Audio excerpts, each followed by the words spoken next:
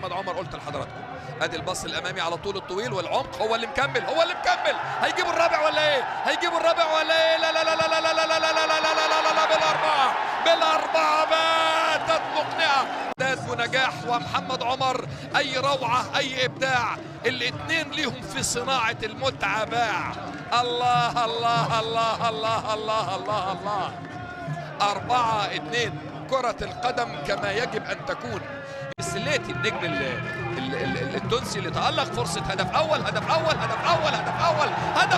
هو برضه هو الهداف، هو مواليد مناطق الجزاء مش منطقة الجزاء، هو مواليد عارف زقاق المدى، عارف شوارعها، عارف كل ركن من أركان مناطق الجزاء.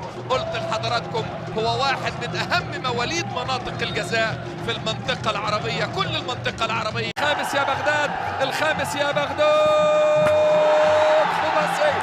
خماسية بغداد يسجل هاتريك، أول هاتريك لبغداد بنجاح. ملحمة كروية جميلة لم تقدم من قبل في تاريخ نادي الشمال وأمام النادي العربي. نعم، انطلق وعدى ومر وفات وشاط ويسجل هاتريك بغداد بنجاح، و5 أهداف للشمال في مرمى النادي العربي. أخطاء دفاعات النادي العربي كثيرة كثيرة كثيرة كثيرة. نعم